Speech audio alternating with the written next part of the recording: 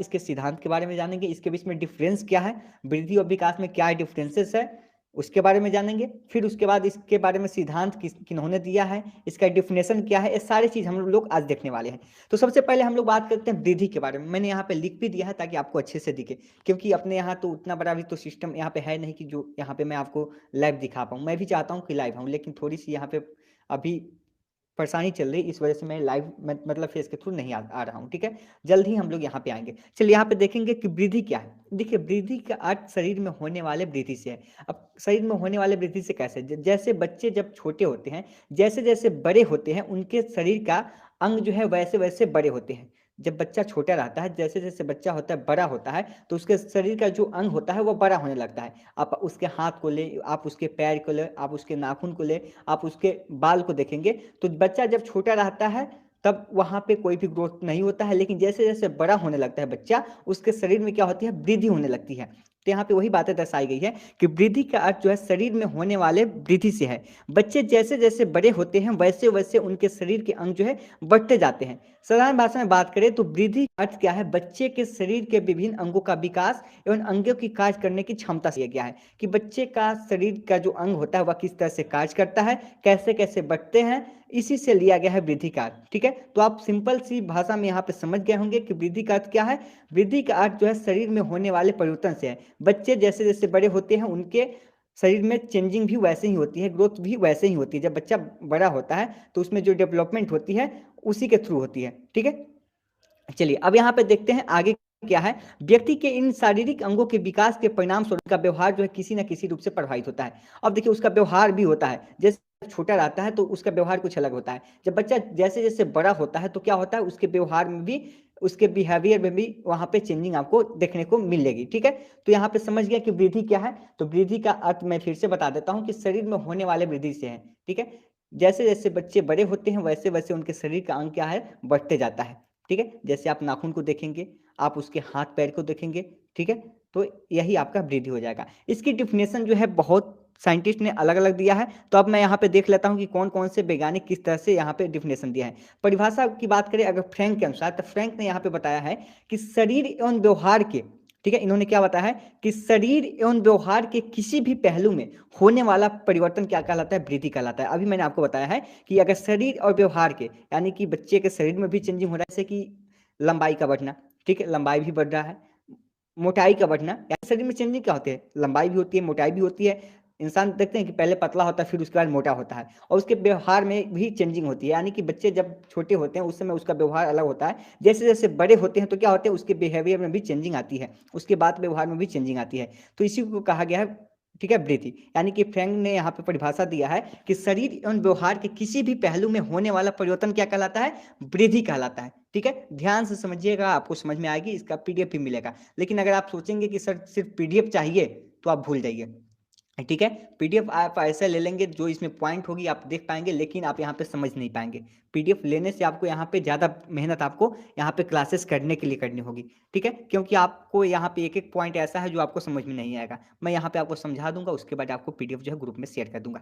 ठीक है, तो यहाँ पे देखेंगे इन्होंने क्या परिभाषा दिया है फ्रैंक ने, एक बार फिर से बता देता हूँ। शरीर एवं व्यवहार के किसी भी पहलू में होने वाला परिवर्तन क्या कहलाता है, वृद्धि कहलाता है। इसी चीज को यहाँ पे क्या कहा है, परिभाषा दिया है सोरेनसन ने। सोरेनसन ने यहाँ पे परिभाषा क्या दिया है, आप देखिए, शरीर और उसके अंगों के भार और आकार में होने वाला परिवर्तन क्या कहलाता है, वृद्धि कहलाता है।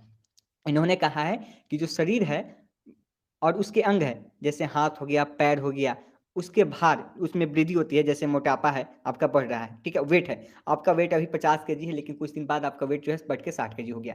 तो वही बात इन्होंने कहा है कि शरीर और उसके अंगों में भार और आकार में, उसके शेप में भी, बच्चे में देखते हैं कि बच्चे का जो फेस होता है किस तरह से रहता है, बहुत ही प्यारा लगता है। जैसे जैसे बड़ा होता है तो उसका सब्जेक्ट यहाँ पे, उसका शेप भी जो है चेंजिंग होने लगता है, उसका फेस भी जो है बदलने लगता है। तो वही कहा है यहाँ पे सोरेनसन ने कि शरीर और उसके अंगों के भार और आकार में जो होने वाला परिवर्तन क्या कहलाता है, वृद्धि कहलाता है। और सबसे अहम बात है यहाँ पे कि वृद्धि को नापा या तौला जा सकता है। ठीक है, जैसे हम देख पा रहे हैं ना कि हमारी वेट जो है पहले 50 केजी थी, अब हमारी वेट जो है 60 केजी हो गई थी, तो हम क्या कर रहे हैं, उसको नाप रहे हैं ना, उसको हम क्या कर रहे हैं, नाप रहे हैं उसको, और उसको तौल भी सकते हैं। पहले 50 केजी थे, अब यहाँ पे बढ़ गए हैं। लंबाई को भी माप सकते हैं, अभी आपकी लंबाई 5 फीट है, ठीक है, कुछ दिन बाद आपकी लंबाई जो है बढ़ जाएगी। ठीक है, बढ़ती है, यहाँ पे किशोरावस्था तक जो है बच्चे की लंबाई जो है बढ़ती रहती है। तो आप यहाँ पे एक एग्जांपल लीजिए ना, एग्जांपल लीजिए जैसे हड्डियों के आकार में, हड्डी के आकार में क्या होती है, वृद्धि होती है, परंतु हड्डी जो होता क्या है, कड़ा हो जाने के कारण, अगर हड्डी जो है कड़ा हो जाएगा तो उसके स्वरूप में जो उसका आकार होता है उसमें भी परिवर्तन हो जाएगा। एग्जाम्पल देखिए क्या है, ठीक है। यहाँ पे देखिए कि जो हड्डी का आकार होता है उसमें वृद्धि होती है। अब देखते हैं हड्डी जो है, अब देखते नहीं कि कई बार डॉक्टर के पास जाते हैं तो डॉक्टर बोलता है कि हड्डी जो है बढ़ गया है, लेकिन कई बार हड्डी जो है कड़ा हो जाने के कारण क्या होता है, उसका स्वरूप जो उसका आकार होता है उसमें भी परिवर्तन हो जाता है। तो यही कहा है सोरेनसन ने कि शरीर और उसके अंगों के भार और आकार में होने वाला परिवर्तन क्या कहलाता है, वृद्धि कहलाता है। ठीक है दोस्त, यहाँ तक समझ गए? अगर कोई परेशानी हो तो आप बताते चलेंगे, ठीक है। तो यहाँ पे जो डिफिनेशन दिया हुआ है, अगर आप अच्छे मार्क्स पाना चाहते हैं तो आपको डिफिनेशन लिखनी होगी, ठीक है। यहाँ पे अपने लैंग्वेजेस का प्रयोग किया गया है। अगर आप अच्छे मार्क्स लाना चाहते हैं तो आपको एग्जाम में ऐसे ही परिभाषा को यहाँ पे दर्शाना होगा जो फ्रैंक ने कहा है और यहाँ पे सोरेनसन ने कहा है, ठीक है। तो आप यहाँ से देख पाएंगे, ठीक है। आगे चलते हैं, अब आगे देखते हैं विकास का, ठीक है। आपने वृद्धि तो देख लिया, वृद्धि तो आप समझ गए कि वृद्धि के बारे में आपको तो मैंने यहाँ समझा दिया कि जैसे जैसे बच्चे बड़े होते हैं वैसे वैसे उनके शरीर का अंग बढ़ते लगते हैं, जैसे नाखून हो गया, हाथ पैर की लंबाई हो गया, वेट का बढ़ना, ठीक है, यहाँ पे कद का बढ़ना, तो इसी को हम लोग क्या कहते हैं, वृद्धि कहते हैं, ठीक है। अब विकास क्या होता है, अब विकास के बारे में भी समझ लेते हैं। देखिए विकास का तात्पर्य उस प्रक्रिया से है जिसके परिणाम स्वरूप किसी व्यक्ति के आंतरिक और बाह्य अवयव में जन्म से मृत्यु तक कुछ निश्चित प्रकार के परिवर्तन आते रहते हैं। अब देखिए विकास का अर्थ क्या है, विकास का अर्थ वह है जब बच्चा जन्म लेता है तो जन्म से लेकर मृत्यु तक, जब तक बच्चा मरता है, बूढ़ा होकर मरता है, तब तक उसके जीवन में जो भी परिवर्तन होते रहते हैं या किसके अंतर्गत आते हैं, विकास के अंतर्गत आते हैं। यानी कि वहाँ पे परिवर्तन होती रहती है। जैसे कि आपने देखा वृद्धि में क्या देखा, वृद्धि में क्या होता है कि अगर बच्चा है तो उसकी लंबाई जो है ग्रोथ होगी तो 18 साल तक ही होती है, 18 साल या 19 साल के आसपास तक होती है, उसके बाद जाके रुक जाती है। लेकिन विकास में ऐसा नहीं होता। विकास में क्या होता है, यहाँ पे जो भी विकास होती है वह निश्चित चल जाती है, कंटिन्यू चलती है, यहाँ पे कंटिन्यू चलती है आपकी विकास, और यह जो है मृत्यु तक चलती है। हाँ, भले ही बीच में कहीं धीमी पड़ जाती है आपकी विकास जो है, कहीं धीमी पड़ जाती है, लेकिन यह क्या होती है, कंटिन्यू जो है चलती जाती है, ठीक है। विकास जो है कंटिन्यू चलती जाती है। आप इसी को दूसरे शब्दों में भी देख सकते हैं कि विकास एक ऐसी प्रक्रिया है जो हमेशा चलती है। मैंने यहाँ पे दर्शा भी दिया है बहुत अच्छे के साथ कि विकास क्या है, एक ऐसी प्रक्रिया है जो हमेशा चलती रहती है, कंटिन्यू चलती रहती है, ठीक है, तथा जिसमें गुणात्मक तथा परिमाणात्मक परिवर्तन दोनों शामिल रहते हैं। अब मैं आपको बताऊंगा कि परिमाणात्मक क्या होता है, गुणात्मक क्या होता है। तो यहाँ पे समझ गया कि विकास क्या है, विकास एक ऐसी प्रक्रिया है जो हमेशा चलती रहती है, ठीक है। बच्चे के जन्म से लेकर मृत्यु तक इसमें जो है परिवर्तन होते रहते हैं, ठीक है। भले ही यहाँ पे थोड़ी सी कम हो या ज्यादा हो, लेकिन परिवर्तन जो है इसमें होते रहते हैं। अब देखिए गुणात्मक क्या होते हैं, पहले आप गुणात्मक चीजों को समझ लीजिए। जैसे गुणात्मक परिवर्तन क्या होते हैं, जैसे बच्चों की उम्र जो है बढ़ने पर भाषा को सीखने की क्षमता में परिवर्तन, इसी को कहते हैं गुणात्मक। जब बच्चे छोटे होते हैं, अब जब उसकी उम्र जो है बढ़ने लगती है, धीरे धीरे वह लैंग्वेज को सीखने लगता है, इसी को हम लोग क्या कहते हैं, गुणात्मक कहते हैं, ठीक है दोस्त। यहाँ पे क्या कहते हैं, इसको गुणात्मक कहते हैं। आपस में बातचीत ना करें, चलिए। यहाँ पे क्या कहते हैं, जब शिशुओं की उम्र बढ़ने पर भाषा को जो सीखने की क्षमता होती है ना, उस परिवर्तन को क्या कहते हैं हम लोग, गुणात्मक कहते हैं। यही पॉइंट मैंने आपको बताया था, आप यहाँ पे देख पाएंगे, इसलिए मैंने आपको कहा था कि सिर्फ आप पीडीएफ लेंगे तो ये चीजें आप यहाँ पे सही से नहीं समझ। परिमाणात्मक क्या होता है, जैसे परिमाणात्मक में होता है शरीर का बढ़ना, जो शरीर का कद होता है यानी कि लंबाई बढ़ना, ठीक है। वजन बढ़ना, मैंने बताया क्या, वेट बढ़ना, जो बनावट होती है आपकी फेस की उसमें जो है यहाँ पे चेंजिंग होना, ये सभी क्या होता है, परिमाणात्मक होता है, ठीक है। देख लिया। यहाँ पे मैं आपको बता देता हूँ गुणात्मक क्या हुआ, गुणात्मक फिर से बताता हूँ। जैसे बच्चे की उम्र जो है बढ़ने पर जो भाषा जो सीखता है ना बच्चा जो है वहाँ पे क्या करता है, भाषा को सीखने लगता है, उसकी क्षमता जो बढ़ जाती है वहाँ पे, और क्षमता जो उसमें परिवर्तन होता है उसको हम लोग क्या बोलते हैं, इसको गुणात्मक परिवर्तन बोलते हैं। और परिणात्मक क्या होता है, शरीर का कद बढ़ना, वजन बढ़ना, बनावट बढ़ना, ये सभी क्या होते हैं, ये परिमाणात्मक होते हैं, ठीक है। चलिए आगे देखते हैं परिभाषा इसका जो दिया गया है, विकास के बारे में जो परिभाषा दिए हैं हॉरलॉक ने, वो क्या दिए हैं आप देख लीजिए। इन्होंने बताया है कि विकास का तात्पर्य ऐसे प्रगतिशील परिवर्तनों से है जो नियमित एवं क्रमिक रूप से होते हैं, ठीक है। देखिए यहाँ पे डिफिनेशन है, हॉरलॉक ने दिया है यहाँ पे डिफिनेशन कि विकास का तात्पर्य क्या है, ऐसे प्रगतिशील परिवर्तनों से है जो नियमित एवं क्रमिक रूप से होते हैं, यानी कि जो नियमित रेगुलर होते हैं, ठीक है, जो कंटिन्यू होते रहते हैं, उसी को हम लोग यहाँ पे विकास कहते हैं, ठीक है। यहाँ पे क्या कहते हैं, इन्होंने कहा है कि विकास का तात्पर्य ऐसे प्रगतिशील परिवर्तनों से है जो नियमित एवं क्रमिक रूप से होते हैं। आपसे एग्जाम में प्रश्न भी पूछ लिया जाता है, अगर आप आगे जाएंगे सीईटी के लिए जाएंगे आप वहां पे, तो यहीं से आपका क्वेश्चन अराइव होता है। यहीं पे जाएंगे तो वहां से आपको पूछेगा कि विकास का तात्पर्य ऐसे प्रगतिशील परिवर्तनों से है, इसका सिद्धांत किसने दिया है, इस परिभाषा को किसने बताया है। तो आपका यहाँ पे ऑप्शन रहेगा हॉरलॉक का। ठीक है, किसने, हॉरलॉक ने। तो ऐसे वैज्ञानिक है जिनके डिफिनेशन को आपको यहाँ पे याद करना है। ठीक है, ऐसे प्रश्न, एक एक प्रश्न का आंसर आपको 5-6 पेजेज में देनी होगी। ठीक है, तो आगे देखते हैं। अब यहाँ तक तो समझ गए, वृद्धि समझ गए, विकास समझ गए। चलिए एक बात आप यहाँ पे जल्दी से कमेंट करके बताइए, वृद्धि और विकास तो समझ गए। चलिए अगर नहीं समझ में आएगी तो आप बताएंगे, वृद्धि और विकास समझ गए, क्योंकि आगे भी और बहुत सारी हम लोग को पॉइंट यहाँ पे पढ़नी है। तो एक बार यहाँ पे कमेंट करके बताएं कि वृद्धि आप लोग ने यहाँ पे समझ लिया और यहाँ पे साथ ही आपने विकास को समझ लिया, या नहीं समझ में आए ये भी आप यहाँ पे बता दीजिए। चलिए, वृद्धि समझ में आया कि नहीं। वृद्धि का अर्थ मैंने बताया है कि शरीर में होने वाले वृद्धि से है। जैसे कि बच्चे जैसे जैसे बड़े होते हैं वैसे वैसे उनके शरीर का अंग क्या होता है, बढ़ने लगता है। ठीक है, और इसी के बारे में किसने कहा था, फ्रैंक ने कहा था कि शरीर एवं व्यवहार के किसी भी पहलू में होने वाला परिवर्तन क्या कहलाता है, वृद्धि कहलाता है।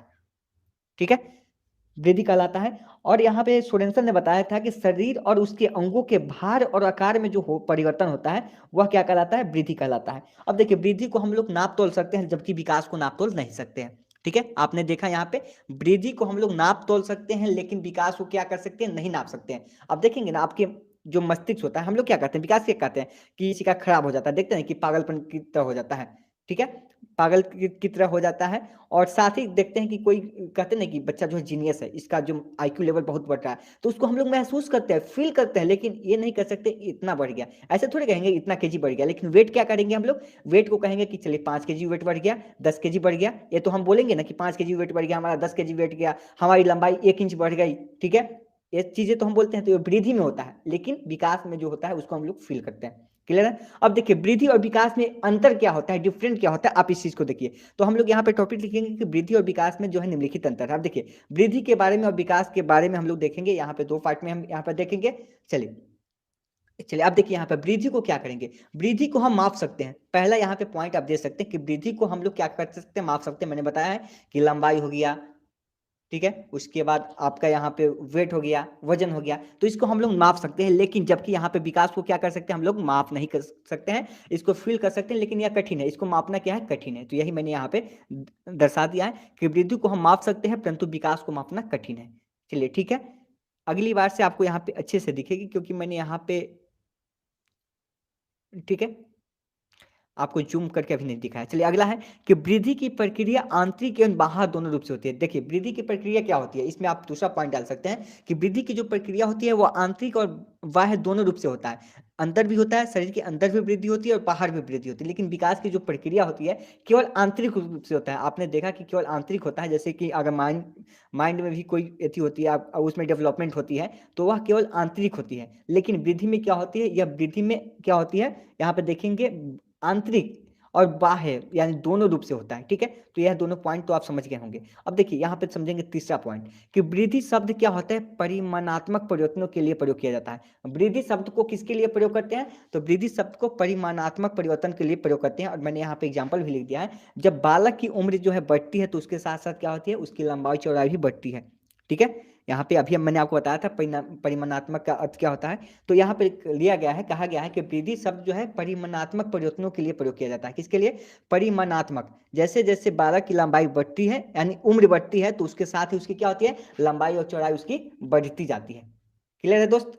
चलिए, लेकिन विकास में क्या होता है, विकास शब्द का प्रयोग क्या होता है, गुणात्मक परिवर्तन के लिए करते हैं। जैसे एक बालक में कार्य कुशलता, कार्य क्षमता, देखिए विकास के लिए करते हैं ना, नहीं कहते हैं कि बालक में जो है इतनी अच्छी विकास हो गई, बालक जो है आजकल स्ट्रॉन्ग हो गया। स्ट्रॉन्ग नहीं कर सकते, बोलते हैं कि उसका आईक्यू लेवल बढ़ गया है, ये चीजें बोलते हैं ना। तो विकास शब्द का प्रयोग हम लोग गुणात्मक में करते हैं, लेकिन यहाँ पे किसका, वृद्धि का प्रयोग हम लोग परिमाणात्मक में करते हैं। यहाँ पे परिमाणात्मक और यहाँ पे गुणात्मक तो आप अच्छे से समझ गए होंगे। देखिए, परिमाणात्मक में हो जाएगा बालक की उम्र बढ़ती है तो उसके साथ उसकी लंबाई चौड़ाई बढ़ती है, लेकिन विकास में होता क्या है, जब बालक की यहाँ पे क्या होती है, कार्य और कुशलता, कार्य क्षमता यहाँ पे दर्शाती है। ठीक है, यह गुणात्मक में आता है। तो यहाँ से एक पॉइंट हमने यहाँ पे ले लिया। अगला पॉइंट है कि वृद्धि जो है विकास का एक छोटा सा रूप है। आपने देखा कि वृद्धि क्या है, कहीं ना कहीं विकास का ही तो एक छोटा रूप है। आप वृद्धि में देख रहे हैं कि दोनों में हो रहा है, आंतरिक और बाह्य दोनों में हो रहा है। तो यहीं पे दर्शाया गया कि वृद्धि क्या है, विकास का एक छोटा सा रूप है। एक छोटा सा ही उसका पहलू है, क्योंकि यहाँ पे देखेंगे 18 साल के बाद जो किशोरावस्था होता है धीरे धीरे जाते जाते यहाँ पे वृद्धि जो होना है कम हो जाती है, यानी कि शरीर की जो लंबाई होती है वह रुक जाती है। अब देखते नहीं, कहते हैं कि अब क्या बढ़ेगा, देखते हैं ना, तो यहाँ पे वही चीजें दर्शाई गई है। तो यह एक छोटा सा उसका पहलू है, एक छोटा सा चरण है। वृद्धि क्या है, विकास का जो डेवलपमेंट का क्या है, ग्रोथ जो है एक छोटा सा चरण है। अब विकास शब्द क्या है, एक विस्तृत शब्द है, यानी बड़ा शब्द है, यानी कि वृद्धि विकास का ही भाग है। क्या है, वृद्धि क्या है, विकास का ही भाग है, यानी विकास से ही निकला हुआ वृद्धि है, आप ऐसे कह सकते हैं। ठीक है, अगला देखिए, वृद्धि में होने वाले परिवर्तनों को समान रूप से अपने जीवन में देखा जा सकता है। देखिए, वृद्धि में जो परिवर्तन होते हैं उसको हम अपने जीवन में देख सकते हैं। कैसे देख सकते हैं, अगर हमारी लंबाई बढ़ रही है, आप सामने वाली की लंबाई अगर बढ़ रही है तो आप नहीं देख पाएंगे। बच्चा है तो धीरे धीरे सियाना हो रहा है, उसके बाल बढ़ रहे हैं, उसके नाखून बढ़ रहे हैं, ठीक है, उसके हाथ बढ़ रहे हैं, उसके पैर बढ़ रहे हैं, ठीक है, ये सारी चीजें आप देख सकते हैं। ठीक है, तो क्या हो गया, वृद्धि में होने वाले परिवर्तन को हम लोग समान रूप से जीवन में अपने देख सकते हैं, लेकिन विकास में होने वाले परिवर्तनों को हम लोग समान रूप से अपने जीवन में नहीं देख सकते हैं। आपकी सारी कमेंट का रिप्लाई मैं लास्ट में दूंगा, अभी आप लोग पढ़ाई कीजिए, मैं आपको टाइम दूंगा 5 से 10 मिनट, आप कमेंट करके पूछ लीजिएगा जो भी प्रश्न होंगे। तो यहाँ पे देख लीजिए कि वृद्धि में होने वाले परिवर्तनों को हम लोग समान रूप से जीवन में देख सकते हैं, जबकि विकास में होने वाले परिवर्तनों को हम लोग समान रूप से जीवन में नहीं देख सकते। क्लियर है, चलिए तो आगे देखते हैं, अगला पॉइंट देखते हैं, वृद्धि के आधार पर भविष्यवाणी नहीं कर सकते हैं। देखिए, वृद्धि जो है आपका ग्रोथ जो है, इसके आधार पर क्या करेंगे, किसी बच्चे की भविष्यवाणी आप नहीं कर सकते। आप देखते हैं ना कि कोई कह देता है यहाँ पे भविष्यवाणी कर देता है कि लड़का है या लड़की, भविष्यवाणी होता है या किस में होता है, विकास में होता है या विकास में समय होता है। विकास में क्या होता है, देखिए विकास में होता क्या है, बच्चे जो होते हैं ना उसके सारे पक्ष जो है हमारे सामने होते हैं। क्या होते हैं, बच्चे के जो सारे पक्ष जो होते हैं क्या होते हैं, हमारे सामने होते हैं, इसलिए हम लोग कहते हैं वहां पे कि बच्चे की भविष्यवाणी भी कर सकते हैं। ठीक है, लेकिन वृद्धि के आधार पर बच्चे की भविष्यवाणी नहीं कर सकते हैं। ठीक है, जबकि विकास के आधार पर आप यहाँ पे उसकी भविष्यवाणी कर सकते हैं। ठीक है, अगला देखिए, वृद्धि की आयु जो है निश्चित होती है। वृद्धि की आयु क्या होती है, निश्चित होती है, कि किशोरावस्था के बाद आप देखते हैं कि बच्चे की लंबाई भी नहीं बढ़ पाती है, तो यही कहा गया है, निश्चित होती है कि इस उम्र तक आते आते इसमें जो है ग्रोथ नहीं होगा। ठीक है, तो आप देखेंगे वृद्धि की आयु क्या होती है, निश्चित होती है, एक निश्चित समयावधि यानी कि किशोरावस्था के बाद आकर रुक जाती है। ठीक है, लंबाई भी देखते हैं, आप आसपास में सुनते होंगे कि कहता है कि ये बच्चा अब क्या बढ़ेगा, अब तो या 18 साल हो गया या 19 साल हो गया, 20 साल हो गया, किशोरावस्था का जो टाइम होता है। तो यहाँ पे देख लिया पॉइंट कि वृद्धि की आयु क्या होती है, निश्चित होती है, यह निश्चित समय के लिए होता है। ठीक है, लेकिन विकास की आयु क्या होती है, यह निश्चित नहीं होती है। मैंने आपको बताया कि विकास क्या है, कंटिन्यू चलने वाली, निरंतर चलने वाली प्रक्रिया है। ठीक है, जो बच्चे के जन्म से लेकर मृत्यु तक चलती है, यानी विकास की आयु जो है निश्चित बिल्कुल नहीं होती है, उसका यह फिक्स नहीं है कि इतना ही समय तक विकास चलेगा। लेकिन वृद्धि का फिक्स है, एक निश्चित यहाँ पे होती है डेडलाइन, लेकिन यहाँ पे विकास का नहीं होता है, यह निरंतर चलने वाली प्रक्रिया है जो बच्चे के जन्म से लेकर क्या है, मृत्यु तक चलती रहती है। ठीक है, अब देखिए यहाँ पे तो हम लोग समझ गए, अब हम लोग यहाँ पे पॉइंट देख लिए, क्या वृद्धि के बारे में समझ गए, विकास के बारे में समझ गए। अब हम लोग क्या करेंगे, अब आगे इसके सिद्धांत को देखेंगे, वृद्धि और विकास का जो सिद्धांत है उसी के बारे में हम लोग आगे देखेंगे और आगे इस पर चर्चा करेंगे, वृद्धि और विकास के सिद्धांत पे। तो इसमें बहुत सारे पॉइंट आपको पढ़ने होंगे, जैसे निरंतर विकास का सिद्धांत, इसके थ्रू कौन कौन से सिद्धांत आपको पढ़ना होगा मैं आपको आगे पढ़ाऊंगा। ठीक है, अभी अभी ही पढ़ाऊंगा। ठीक है, थोड़ा सा मैं यहाँ पे 10 सेकेंड का थोड़ा सा ले लेता हूँ, क्योंकि इतनी बहुत दिनों से आदत यहाँ पे लाइव आने की, ठीक है, छूट चुकी है। चलिए चलिए तो देखते हैं यहाँ पे वृद्धि और विकास के सिद्धांत, इसमें बहुत सारे आपको पॉइंट जो है पढ़ने पड़ेंगे। क्लियर है, तो आज ही पढ़ लेना। चलिए ठीक है, एक क्वेश्चन तो आज हम लोग कम से कम क्लियर कर लेते हैं, हर संडे को आपकी अभी क्लासेस रहेगी। ठीक है, चलिए देखते हैं, इसमें आता है जब वृद्धि और विकास के अंतर आप आएंगे, इसके सिद्धांत को पढ़ेंगे, तो पहला सिद्धांत हमको पढ़ना है क्या, कि निरंतर विकास का सिद्धांत। निरंतर क्या होता है, लगातार, यानी कि निरंतर विकास का सिद्धांत। और एग्जाम में आपको ऐसे पॉइंट ही लिखने होंगे, और ये जो पॉइंट आप लिखेंगे तो हाईलाइट करके लिखेंगे, मैं आपको आगे बताऊंगा कैसे क्या करना है आप। ठीक है, यहाँ पे देख पाएंगे, तो यहाँ पे जो भी पॉइंट होगा आपको पॉइंट तो लिखना होगा। अब इस पॉइंट को मैं एक एक करके समझा देता हूँ। ठीक है, अब यहाँ पे देखिए निरंतर विकास का सिद्धांत क्या है। देखिए, निरंतर विकास का सिद्धांत कहने का मतलब यह एक निरंतर चलने वाली प्रक्रिया है, जो बच्चे की जन्म से लेकर क्या होती है, मृत्यु तक चलती रहती है, परंतु इसकी गति जो है एक समान नहीं होती है। ठीक है, कभी यह धीमी होती है, कभी ज्यादा होती है। जैसे आप देखते हैं कि जब बच्चा जन्म लेता है, जब 3 साल का होता है, जब बच्चा जो है 3 वर्षों का होता है, तो आप देखते हैं कि उसके शरीर में जो है अचानक वृद्धि होने लगती है। ठीक है, उसमें क्या होती है, विकास होने लगती है। ठीक है, उसमें क्या होता है, बहुत तेजी से विकास होता है। लेकिन 3 वर्षों के बाद, कुछ समय के बाद क्या होता है, उसमें अचानक जो है धीमी पड़ जाती है, जो उसकी ग्रोथ होती है, अचानक से जो बच्चा बढ़ने लगता है, फिर क्या होता है, वह धीरे धीरे मतलब बढ़ता है। लेकिन क्या होता है, कंटिन्यू चलता है, क्या होता है, लेकिन विकास हो रहा है, चल रहा है, लेकिन उसमें कंटिन्यू चल रहा है, लेकिन कभी धीमी होती है तो कभी कम कर होती है। तो यही यहाँ पे पॉइंट लिखा गया है कि यह एक निरंतर चलने वाली प्रक्रिया है जो बच्चे के जन्म से लेकर उसकी मृत्यु तक चलती है, परंतु इसकी गति जो है एक समान नहीं होती है, कभी तेज होती है तो कभी धीमी होती है। एग्जाम्पल ले लीजिए, 3 वर्षों में बालकों के विकास की प्रक्रिया बहुत तेजी से होती है और इसके बाद क्या होती है, धीमी पड़ जाती है। इसी प्रकार से शरीर में कुछ भागों का विकास जो है तेज गति से होता है और कुछ का विकास क्या होता है, धीमी गति से होता है। अब देखेंगे कि जैसे देखिए, इसमें मैंने समझाने का मेन मकसद यहाँ पे समझ लीजिए, यानी कि कहना कि जब बच्चा 3 साल का होता है तो उसके शरीर में तेजी से विकास होता है और उसके बाद धीमा पड़ जाता है। उसी तरीके से शरीर में क्या होता है, उसके शरीर में भी उसी तरह से विकास होता है, कभी तेजी से होता है तो कभी यहाँ पे धीमी होती है, लेकिन विकास जो है कंटिन्यू चलता रहता है। ठीक है, आप सभी बात कर रहे हैं, जो लोग बात करेंगे मैं उनको ब्लॉक करूंगा।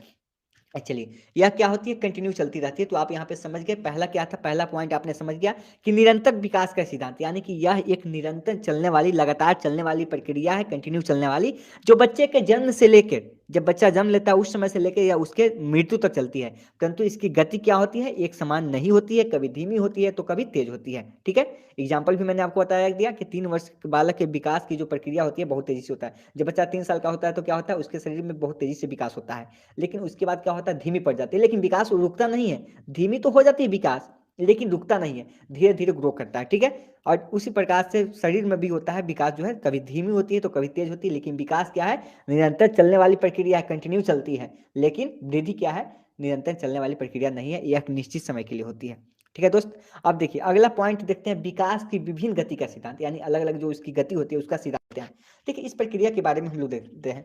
देखिए, इस प्रक्रिया में क्या होता है, अलग अलग व्यक्तियों के विकास की गति में भिन्नता होती है। जो अब दो अलग अलग व्यक्तियों को देखेंगे ना, उसके क्या होता है, उसके विकास की गति अलग अलग होगी। अब दो बच्चे को आप खड़ा करेंगे अपने पास में, तो दोनों में जो विकास होगा ना उसमें अलग अलग होगा, दोनों में एक जैसा नहीं होगा। इसी चीज को यहाँ पे दर्शाया गया है, यानी कि विकास की जो विभिन्न गति का सिद्धांत है, इसमें यही कहा गया है कि जो दो बच्चे होंगे ना वे कभी एक दूसरे के समरूप नहीं हो सकते हैं। ठीक है, तो आप देखेंगे इस प्रक्रिया में अलग अलग व्यक्तियों के विकास की गति क्या होती है, उसमें भिन्नता होती है, और यह भिन्नता जो होती है विकास के संपूर्ण कार्य के लिए वैसी ही बनी रहती है। देखिए, आप एग्जांपल लीजिए तभी समझेंगे। जो व्यक्ति जन्म के समय लंबा होता है, आप देखते हैं ना कि बच्चा जब जन्म होता है, व्यक्ति जो भी होता है जन्म के समय जब लंबा होता है तो वह आगे चल के क्या होता है, लंबा ही होता है, बड़ा होने पर भी। लेकिन जो बच्चा जन्म के समय छोटा होता है तो वह क्या होता है, आगे चल के भी क्या होता है, छोटा ही रहता है। ठीक है, तो यही चीजें यहाँ पे दर्शाई गई है कि दो अलग अलग व्यक्तियों को आप देखेंगे तो उसके विकास की गति जो होती है एक समान कभी नहीं होगी, दोनों में विकास क्या होगा, एक समान नहीं होगा। ठीक है, दोनों का विकास अलग अलग होगा। क्लियर है, चलिए यहाँ पे कोई प्रॉब्लम है तो जल्दी बोलिए। चलिए, जो लोग यहाँ पे एक फालतू कमेंट कर रहे हैं उनसे मैं यहाँ पे फिर से अनुरोध कर रहा हूँ कि कृपया करके आप फालतू कमेंट ना करें, आप अपनी पढ़ाई पे ध्यान दें। अगर आपको जाना है तो कहिए, मैं यहाँ से आपको ब्लॉक कर देता हूँ। अगर एक बार फिर से मैं यहाँ पे ब्लॉक कर दूंगा फिर मैं आपको यहाँ पे ओपन नहीं करूंगा, नहीं तो मुझे क्या पड़ी है, मैं क्लासेस बंद कर दूंगा। ठीक है, आप लोग के डिमांड पे यहाँ पे मैं यहाँ पे क्लासेस लेके आया हूँ। अब अगर आपको अच्छी नहीं लग रही होगी तो मैं यहाँ पे बस बंद कर दूंगा, कोई दिक्कत नहीं है मुझे भी, क्योंकि मैं टाइम निकाल के संडे को आपकी क्लासेस ले रहा हूँ। लेकिन आप सभी इसके बावजूद भी आपस में यहाँ पे बातें करेंगे तो लाइव मेरा आने का कोई मकसद ही नहीं रहेगा, मैं लाइव क्लासेस नहीं लूंगा। ठीक है, ऐसे ही वीडियो अपलोड कर दूंगा, उसमें ही समझा दूंगा, कोई दिक्कत नहीं है, मुझे क्या दिक्कत है इसमें। चलिए, तो विकास की विभिन्न जो गति का सिद्धांत है आपने समझ लिया कि इस प्रक्रिया में क्या होती है, अलग अलग व्यक्तियों की विकास की गति क्या होती है, अलग अलग होती है। कोई भी दो व्यक्ति का विकास यहाँ पे एक समान नहीं हो सकता है, और यह कार्य जो है पूरे समय के लिए बनी होती है। ठीक है, जैसे आपने देखा कि दो व्यक्ति को आप ले लीजिए, जो व्यक्ति जन्म से के समय लंबा है वह बाद में लंबा ही होगा, और जो जन्म के समय छोटा है वह बाद में क्या होगा, छोटा ही होगा। ठीक है, चलिए, 2 नंबर पॉइंट आप समझ गए। अब तीसरे नंबर पॉइंट को देखते हैं, अगला है कि एकीकरण का सिद्धांत। अब देखिए, एकीकरण सिद्धांत को हम लोग देख लेते हैं। देखिए, सबसे पहले क्या होता है, सबसे पहले बच्चे के संपूर्ण अंग का विकास होता है। ठीक है, जब बच्चा होता है तो उसके बाद क्या होता है, उसका जो संपूर्ण अंग, पूरा अंग जो होता है उसका विकास होता है धीरे धीरे। ठीक है, उसके बाद उसके विभिन्न भागों का विकास होता है। सबसे पहले क्या होता है, ध्यान रखिएगा, उसका जो अंग होता है, अंगों का विकास होता है। ठीक है, जैसे हाथ हो गया, पैर हो गया, उसका विकास होता है। उसके बाद क्या होता है, उसके विभिन्न भागों का, बाकी उसके बाद जो भाग होते हैं उसका विकास होता है, और अंत में क्या होता है, उसमें क्या होता है, समन्वय हो जाता है। ठीक है, उसमें क्या होता है, समन्वय हो जाता है। यानी कहने का मतलब, जब बच्चा शुरू में पैदा होता है तो शुरू में क्या करता है, हाथों को हिलाता है। ठीक है, उसके बाद क्या करता है, उसको अपने उंगलियों को हिलाता है, ठीक है। और अंत में क्या करता है, दोनों को हिलाता है, यानी कि समन्वय हो जाता है, उंगलियों को एक साथ हिला देता है। जब बच्चा जन्म लेता है तो उस समय क्या करता है, सबसे पहले अपना हाथ हिलाना शुरू करता है। ठीक है, आप ऐसे एग्जाम्पल जो डेली लाइफ में देख रहे हैं। ठीक है, उसके बाद क्या करता है, उंगलियों को हिलाता है, पहले हाथ हिलाना शुरू करता है, उसके बाद उंगलियों को हिलाना शुरू करता है, उसके बाद क्या करता है, एक साथ दोनों हाथ पर हिलाना शुरू कर देता है, यानी कि उसमें क्या होता है, समन्वय हो जाता है, यानी कि वह एडजस्ट कर लेता है। ठीक है, यानी कि एक दूसरे में समन्वय हो जाता है, हाथ और क्या है यहाँ पे उंगलियों में। तो इसी को हम लोग बोलते हैं एकीकरण का सिद्धांत। ठीक है, इसको क्या बोलते हैं, एकीकरण का सिद्धांत। एकीकरण का सिद्धांत किसको बोलते हैं, यानी कि आप देखते हैं कि सबसे पहले बच्चे के संपूर्ण अंग का विकास होता है, उसके बाद क्या होता है, उसके विभिन्न भागों का विकास होता है, और अंत में उसमें समन्वय हो जाता है। यानी कि जब बच्चा पैदा होता है तो सबसे पहले हाथ को हिलाना शुरू करता है, उसके बाद अपने उंगलियों को हिलाता है, और कुछ दिनों बाद हाथ और उंगलियों दोनों को हिलाना शुरू करता है। यानी कि जब हाथ और उंगलियों में समन्वय हो जाता है एक दूसरे से, तो इसी को हम लोग एकीकरण का सिद्धांत बोलते हैं। चलिए, एकीकरण का सिद्धांत समझ में आया, जल्दी से कमेंट कीजिए, तब तक थोड़ा सा मैं यहाँ पे पानी पी लेता हूँ। ठीक है, चलिए जल्दी से आप कमेंट कीजिए, क्योंकि ज़्यादा बोलने पर प्यास तो लगती है। चलिए एक बार थोड़ा सा आप यहाँ पे कमेंट कीजिए, एकीकरण का सिद्धांत समझ में आया। चलिए, अगर कोई भी यहाँ पे अगर परेशानी होगी, अगर समझ में नहीं आएगी तो आप बोल दीजिएगा। लाइव आने का मकसद यही होता है कि आपकी प्रॉब्लम को भी समझे। चलिए, एकीकरण का सिद्धांत तो समझ गए, चलिए कोई बात नहीं है, मुझे जवाब मिल गया। चलिए, एकीकरण का सिद्धांत समझ गए, चलिए आगे देखते हैं। अगला देखते हैं कि समान से विशिष्ट कोण, यानी समान से कहने का मतलब कि जब बच्चा जन्म लेता है, चलिए जब बच्चा जन्म लेता है तो उसके बाद के समय से लेके उसके आगे की जो वर्ष होती है उसके बारे में हम लोग यहाँ पे पढ़ने वाले हैं। यानी कि कहने का मतलब समान से लेके विशिष्ट की ओर। अब देखिए यह सिद्धांत कैसा है, यानी कि बच्चा जन्म के समय क्या होता है, बच्चा जब जन्म लेता है तो क्या करता है, रोता है ना, तो रोना जानता है। लेकिन अब देखते हैं जब बच्चा सबसे, अब देखिए एग्जाम्पल लीजिएगा अपने डेली लाइफ से, तभी समझ में आएगा। यानी कि समान से विशिष्ट की ओर जाना है तो आप एग्जाम्पल लेते हैं कि जैसे कि बच्चा जब जन्म लेता है तो सबसे पहले क्या करता है, रोना सीखता है। इसको अपने लैंग्वेज में बताइए। उसके बाद क्या होता है, 3 माह के बाद क्या होता है, जब 3 महीने का बच्चा होता है तो गले से उसकी एक आवाज़ निकलने आती है। ठीक है, एक विशिष्ट प्रकार की आवाज़ें जो है, विशेष प्रकार की आवाज़ निकालने लगता है बच्चा जन्म के 3 महीने बाद। उसके बाद 6 महीने के बाद क्या होता है, वो आनंद ध्वनि निकालने लगता है, यानी कि अब वहाँ पे वह बोलने लगता है, कुछ आवाज़ें निकालने लगता है, कुछ आनंदमय तरीके की। ठीक है, जैसे ही बच्चा जो होता है अपने 7 वर्ष का होता है तो अपने माता पिता के लिए क्या करता है, कहता है ना दादा बाबा, बा दा शब्द का प्रयोग करता है, तो उसके बाद बा दा शब्द का प्रयोग अपने माता पिता के लिए करने लगता है। ठीक है, उसके बाद विशिष्ट रूप से किसी चीज़ को पकड़ना सीख जाता है। आप खिलौना देते हैं तो उसको भी पकड़ना सीख जाता है, जिससे हम लोग क्या करते हैं, समान से विशिष्ट की ओर जाने का सिद्धांत करते हैं। ठीक है, क्वेश्चन क्या था, समान से विशिष्ट की ओर जाने का सिद्धांत आप समझ गए। यानी कि आप इसको लिख सकते हैं, बच्चा जब जन्म लेता है तो सबसे पहले वह रोना सीखता है, रोना जानता है। लेकिन जब बच्चा 3 महीने का होता है तो उसके गले से एक विशेष प्रकार की आवाज़ें निकलती है। ठीक है, जब 6 माह का होता है तो वह आनंद की ध्वनि करने लगता है, और 7 माह का होते होते अपने माता पिता के लिए बादा आदि शब्दों का प्रयोग करने लगता है। उसके बाद क्या करते हैं, अब विशिष्ट प्रकार के चीज़ को पकड़ने लगता है। अब कोई भी आप उसको खिलौना ही देते हैं तो आप उसको वह पकड़ने लगता है। इसी को हम लोग कहते हैं समान से विशिष्ट की ओर जाने का सिद्धांत। चलिए यहाँ तक क्लियर है, समान से विशिष्ट की ओर जाने का सिद्धांत तो आपने समझ गया। चलिए चलिए आगे चलते हैं, यहाँ पे देख लिए पहला पॉइंट हम लोगों ने देखा। पहला पॉइंट के बारे में मैंने आपको बता ही दिया कि पहला पॉइंट क्या था। तो पहला पॉइंट मैं फिर से रिपीट कर देता हूँ, पहला था निरंतर विकास का सिद्धांत, हम लोगों ने पढ़ लिया। विकास की विभिन्न गति का सिद्धांत पढ़ लिया, एकीकरण का सिद्धांत पढ़ लिया, और समान से विशिष्ट की ओर का सिद्धांत पढ़ लिया। अब आगे और भी जो पॉइंट है उसको भी हम लोग देख लेते हैं। ठीक है, अगला है कि विकास दिशा का सिद्धांत। ठीक है, अगला पॉइंट है विकास दिशा का सिद्धांत। चलिए, अगला है विकास दिशा का सिद्धांत, यानी कि विकास की प्रक्रिया में बच्चे का विकास, देखिए यह प्रक्रिया ऐसी है जिसमें उल्टा होता है। अभी हम लोगों ने जहाँ पे प्रक्रिया पढ़ी है उसमें सीधा हो रहा था, लेकिन विकास जो दिशा, आप ध्यान रखें, विकास दिशा का सिद्धांत क्या होता है, इसमें उल्टा विकास होता है बच्चे का। यानी कि जो बच्चे की विकास होती है वो सिर से होती है, माथे से होती है, माथे से लेकर पैर तक होती है। ठीक है, विकास दिशा के सिद्धांत में क्या होता है, उल्टा होता है। यानी कि जो बच्चे की दिशा होती है, बच्चे की जो विकास होती है वह पैर से सिर तक ना होके उल्टा होती है, सिर से पैर तक होती है। यानी कि आप समझिए क्या होता है कि बालक जब जन्म के समय क्या होता है, प्रथम सप्ताह में केवल अपने सिर को उठाता है। यानी कि देखिए यह विकास कैसा हो रहा है, उल्टा हो रहा है। यानी कि सिर से लेके पैर तक, तो बच्चा जन्म लेता है तो प्रथम सप्ताह में क्या करता है, पहले सप्ताह में सिर को उठाता है, उठा पाता है, अपने माथे को उठा पाता है। उसके बाद 3 महीने में क्या करता है, वो अपने आंखों की गति को नियंत्रित कर लेता है। जब 3 महीने का होता है तो जो उसकी आंखों की गति होती है उसको वह नियंत्रित कर लेता है। ठीक है। उसके बाद जब बच्चा 6 महीने का होता है तो अपने हाथों की गतियों पर अधिकार कर लेता है, जो हाथ उसका हिलता है उस पर अपना अधिकार कर लेता है, देखते हैं कि नहीं हिला पाता है। ठीक है। 9 माह का जब बच्चा होता है तो क्या करता है, सहारा लेके किसी की सहारा लेता है और बैठने लगता है। फिर जब 12 महीने का, जब 1 वर्ष का बच्चा जब होता है तो क्या होता है, वह खुद बैठने लगता है और घसीट कर चलने लगता है। ठीक है, चलने लगता है और झूलने लगता है। ठीक है। उसके बाद क्या होता है, जब बच्चा जो है यहाँ पे 1 वर्ष का हो जाता है तो उसके बाद अपने पैरों पर भी नियंत्रण कर लेता है। ठीक है, क्या करता है, एक एक साल का होने पर वह पैरों पर नियंत्रण कर लेता है। और इस प्रकार से जब बच्चा अपने जन्म प्रथम सप्ताह में केवल क्या होता है, सिर को उठा रहा था, वह 1 वर्ष के हो जाने पर वह खड़ा हो जा रहा है और 18 महीने के बाद वह चलने लगता है। ये सारी प्रक्रिया तो आप जानते हैं, बस इसी को हम लोग विकास दिशा सिद्धांत करते हैं। नॉर्मल लाइफ और डेली लाइफ में देखते हैं अगर आपसे पूछ लिखना हो आपको कि विकास दिशा का सिद्धांत, तो आप नहीं लिख पाएंगे यहाँ पे, आप नहीं लिख पाएंगे कि विकास दिशा की इस प्रक्रिया में क्या होता है। बच्चे का विकास होता है सिर से पैर की दिशा में होता है, यानी कि सिर से पैर उल्टा होता है। यानी कि बच्चा सबसे पहले जब जन्म लेता है तो प्रथम सप्ताह में अपने सिर को उठा पाता है, अपने माथों को, जिसको हम माथे बोलते हैं। उसके 3 महीने के बाद वह क्या करता है, अपनी आंखों की गति पर नियंत्रण कर लेता है। ऊपर से देखिए, सिर से क्या है, आंख पे आया, आंख पे आया ना। उसके बाद क्या आया, सीख जाता है। 6 महीने के बाद अपने हाथों पर, यानी कि वहां से आंख से हाथ पे आया।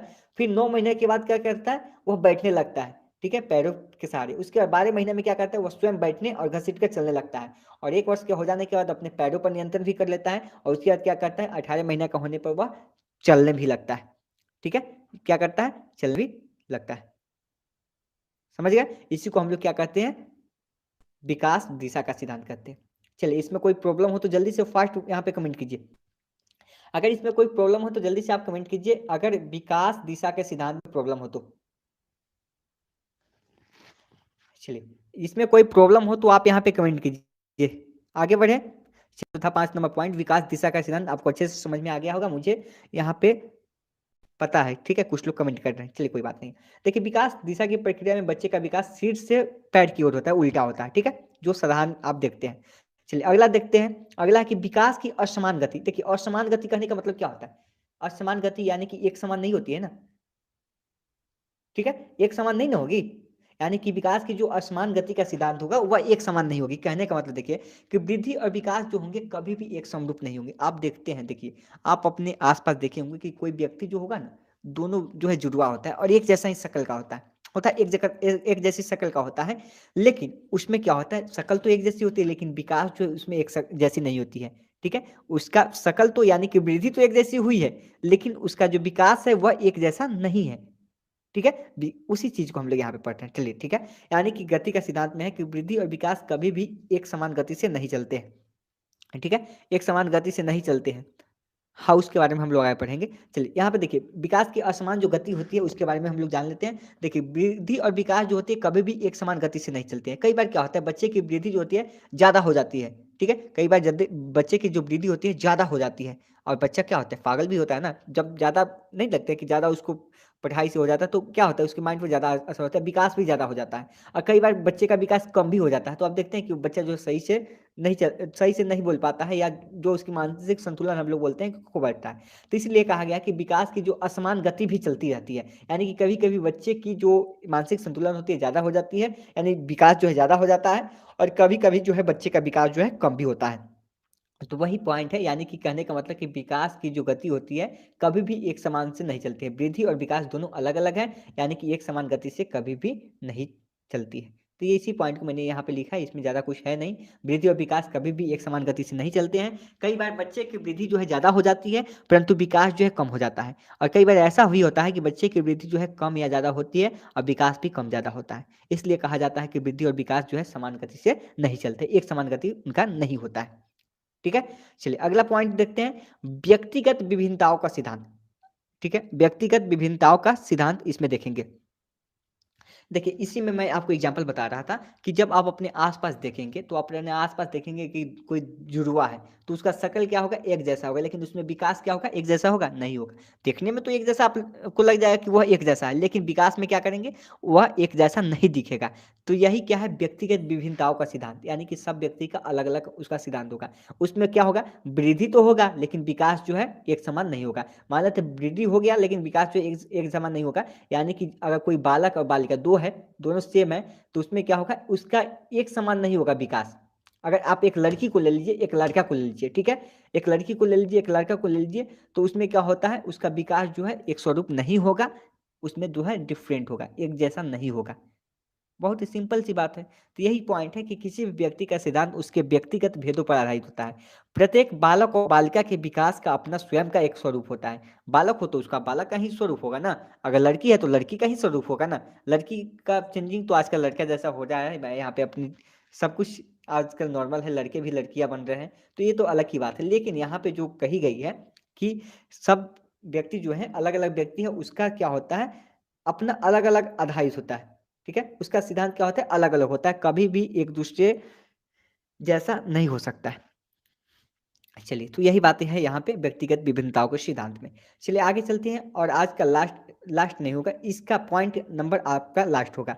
देखिए, वंशाक्रम और वातावरण की अंतःक्रिया का सिद्धांत। देखिए, जो हम लोग यहाँ पे पढ़ते हैं ना, वंशाक्रम यानी कि एक पीढ़ी से दूसरी पीढ़ी, तो यही है कि वंशानुक्रम और वातावरण की क्रिया का सिद्धांत। देखिए, इस सिद्धांत में क्या होता है, बालक का विकास जो है केवल वंशाक्रम के कारण नहीं होता है, यानी कि जो पीढ़ी दर पीढ़ी होती है वैसे ही नहीं होता है, और ना ही वातावरण के कारण होता है, बल्कि दोनों के मिलने से, जो दोनों की अंतःक्रिया के कारण होता है। क्या होता है, दोनों की अंतःक्रिया के कारण होता है, यानी कि जो वंशानुक्रम और वातावरण की अंतःक्रिया का सिद्धांत क्या है, इस सिद्धांत में बालक का विकास न केवल वंशानुक्रम के कारण होता है, ना ही वातावरण के कारण होता है, बल्कि दोनों की अंतःक्रिया के कारण होता है। एक और पॉइंट आप इसमें जोड़ सकते हैं, भविष्यवाणी की, जो मैंने आपको बताया है, ठीक है। विकास में क्या होता है कि इसमें हम लोग क्या करते हैं, बच्चे की भविष्यवाणी कर सकते हैं, क्योंकि इसके सारे पक्ष क्या होते हैं, हमारे सामने होते हैं, सारी डिटेल्स हमारे सामने होती है। अब चलिए इसी के बारे में विद्वानों ने, भारतीय विद्वानों ने क्या कहा है यहाँ पे, उनके बारे में देख लेते हैं। भारतीय विद्वानों ने विकास की अवस्थाएं जो निर्धारित की है, आप उसको देख पाएंगे। चलिए चलिए यहाँ पे देखिए, यहाँ पे जो विकास की अवस्थाएं निर्धारित की गई है, भारतीय विद्वानों ने अलग अलग यहाँ पे निर्धारित किया है। अब देखेंगे कि जन्म से 6 वर्ष का जो समय होता है वह शैशवावस्था कहलाता है। अब देखते हैं कि बच्चे का जब जन्म होता है उस समय से लेकर 6 वर्ष तक की जो उम्र होती है वह शैशवावस्था कहलाती है। उसके बाद देखेंगे कि जो 6 वर्षों से आगे जो 12 वर्षों का होता है वह बाल्यावस्था कहलाता है, और 12 वर्ष से जो 18 वर्षों का होता है वह किशोरावस्था कहलाता है। और अब बाद में बात करें, 18 वर्ष का जब बच्चा होता है उस समय से जब 60 वर्ष का होता है तो उसको प्रौढ़ावस्था बोलते हैं, ठीक है। अभी आप सब, हम सभी किस में, प्रौढ़ावस्था में। अब देखिए यहाँ पे वृद्धावस्था क्या होता है, 60 वर्ष से मृत्यु के तक का जो समय होता है वह वृद्धावस्था में जाता है, ठीक है, ये चीज आप देखेंगे। चलिए अगला देखिए, देखिए यही चीज विकास की जो अवस्थाएं है यहाँ निर्धारित की गई है, आप इस चीज को देख सकते हैं। अब आगे देखिए, कोल जो विद्वान थे, कोल जो वैज्ञानिक थे, उन्होंने इसके बारे में क्या कहा है आप देख लीजिए। कोल के द्वारा दिए गए अवस्थाओं का वर्णन भी आया यहाँ पे दिया हुआ है। देखिए, शैशव अवस्था का काल जो इन्होंने बताया है 2 वर्ष से लेकर 5 वर्ष तक बताया है, और 2 वर्ष से जो 5 वर्ष का समय जो होता है यह प्रारंभिक बाल्यावस्था में आता है। उसके बाद देखिए, जैसे हम लोग यहाँ देखा है ना, यहाँ पे शैशव अवस्था, तो इसमें भी कई अवस्थाएं होती है, यही इसी चीज को कोल ने दर्शाया है। शैशवावस्था में भी बहुत सारी यहाँ पे अवस्थाएं होती है, बाल्यावस्था में भी बहुत सारी अवस्थाएं होती है, किशोरावस्था में भी यहाँ पे बहुत सारी अवस्थाएं होती है। तो उसी चीज को यहाँ पे कोल ने यहाँ पे बताया है कि शैशवावस्था में जो होती है, जन्म से 2 वर्ष तक का काल होती है शैशवावस्था, जिसमें क्या होता है, प्रारंभिक बाल्यावस्था होता है, यानी कि 2 वर्ष से 5 वर्ष का जो समय होता है प्रारंभिक बाल्यावस्था होता है। उसके बाद मध्य बाल्यावस्था होता है जो 6 से 12 वर्ष तक का होता है। उसके बाद पूरा किशोरावस्था होता है, या उसको हम लोग उत्तर बाल्यावस्था कहते हैं, यह 13 वर्ष से 14 वर्ष तक होता है। उसके बाद 15 से जो 16 वर्ष का समय होता है उसको प्रारंभिक किशोरावस्था बोला जाता है। उसके बाद आप देखेंगे 17 वर्ष से जो 18 वर्ष का समय होता है उसको मध्य बाल्यावस्था बोलते हैं, और यहाँ पे 19 से जो 20 वर्ष का समय होता है इसको क्या बोलते हैं, उत्तर किशोरावस्था बोलते हैं, और जो 21 से 34 वर्ष का समय होता है इसको प्रारंभिक प्रौढ़ावस्था बोलते हैं। और यहाँ पे लास्ट जो हो जाएगा मध्य प्रौढ़ावस्था की बात हो तो यहाँ 35 से जो 49 वर्ष का समय होता है क्या होता है, मध्य प्रौढ़ावस्था होता है। यानी कि मैंने आपको बताया कि 18 से लेकर 60 तक जो प्रौढ़ावस्था चलता है, लेकिन उसमें भी आप देखेंगे प्रारंभिक प्रौढ़ावस्था होता है। देखिए, प्रौढ़ावस्था की शुरुआत होती है ना, जैसे आप 18 से क्रॉस किए तो क्या किए, प्रारंभिक हुआ, आपका पहला चरण है उसमें, फिर उसका मध्य चरण होगा, फिर उसके बाद आखिरी चरण होगा, ठीक है। तो इसी चीज को इन्होंने बताया है कि इसमें कौन कौन से वर्षों में कौन कौन सी अवस्थाएं चलती रहती है, ठीक है। अब आगे देखेंगे, जैसे प्रौढ़ावस्था में 50 से 64 वर्ष तक होती है देखिए एक बार फिर से देख लीजिए, प्रौढ़ावस्था में क्या होता है, प्रारंभिक प्रौढ़ावस्था भी होता है, फिर मध्य होता है और फिर प्रारंभिक होता है। ऐसी अवस्थाएं जो होती है सब में होती है, ठीक है। उसके बाद वृद्धावस्था जो होता है 65-75 से लेके मृत्यु तक का जो समय होता है यह वृद्धावस्था होता है। अब देखिए, कुछ और अवस्थाएं हैं जो आखिरी पॉइंट होगा आज का, कि भारतीय विद्वानों ने मानव विकास की अवस्थाओं को 7 चरणों में विभाजित किया है। किसमें, 7 चरण में विभाजित किया है। देखिए इन्होंने क्या बताया, गर्भावस्था, शैशवावस्था, बाल्यावस्था, किशोरावस्था, युवावस्था, प्रौढ़ावस्था, वृद्धावस्था। यानी कि आपसे कभी-कभी प्रश्न भी पूछा जाएगा ऑब्जेक्टिव में उसमें कि भारतीय विद्वानों ने मानव विकास की अवस्थाओं को कितने चरणों में विभाजित किया है? जब आगे सीईटी की तैयारी जब करेंगे तो यही सबसे प्रश्न बनेगा। अगर आप डीपली नहीं पढ़ते हैं तो फिर वहाँ आपको प्रॉब्लम होगी। तो यहाँ पे देखेंगे कि भारतीय जो विद्वान हैं इन्होंने मानव विकास की अवस्थाओं को 7 चरणों में यहाँ पे विभाजित किया है। एक गर्भावस्था, दूसरा शैशवावस्था, तीसरा बाल्यावस्था, चौथा किशोरावस्था, पाँचवाँ युवावस्था, छठा प्रौढ़ावस्था और सातवां वृद्धावस्था। देखिए गर्भावस्था के बारे में जान लेते हैं। गर्भावस्था के बारे में बताया है इन्होंने कि गर्भधारण से जन्म तक, ठीक है? गर्भधारण के समय से लेके जन्म तक के समय को इन्होंने गर्भावस्था कहा है। अब देखिए गर्भावस्था के बारे में भी इन्होंने कई तरीके से बताया है। जैसे गर्भावस्था में भी बीजावस्था होता है, ठीक है? जो गर्भधारण से 2 सप्ताह का जो समय होता है ना, जब गर्भधारण होता है उससे 2 सप्ताह का जो समय होता है उसको बीजावस्था बोलते हैं, ध्यान रखिएगा। गर्भधारण से 2 सप्ताह के जो समय को क्या कहते हैं? बीजावस्था बोलते हैं। उसके बाद भ्रूणावस्था होता है, यानी कि 2 सप्ताह से 2 महीने का जो समय होता है वो भ्रूणावस्था होता है, ठीक है? जो बच्चे का उसमें विकास होता है, ठीक है? उसके बाद गर्भावस्था क्या होता है? 2 माह से लेके यहाँ पे 5 माह का जो समय होता है यह क्या होता है? यह गर्भावस्था होता है, ठीक है? जो बच्चे के जन्म तक का समय होता है वह गर्भावस्था तक होता है, ठीक है? तो आप यहाँ पे समझ गए कि गर्भावस्था में भी बीजावस्था होता है, भ्रूणावस्था होता है। तो भ्रूणावस्था कब होता है? 2 सप्ताह से 2 माह तक, और बीजावस्था कब होता है? गर्भधारण से 2 सप्ताह का समय होता है। चलिए शैशवावस्था के बारे में जान लेते हैं। यहाँ पे शैशवावस्था जो होता है जन्म से लेके 5 वर्ष तक होता है। इसमें भी होता है जैसे सीखने का जो आदर्श काल होता है, जीवन का महत्वपूर्ण काल होता है, अंग हो गया, इसी के लिए बोलना सीखना है, सभी जो होते हैं इसमें होते हैं, शैशवावस्था में होते हैं।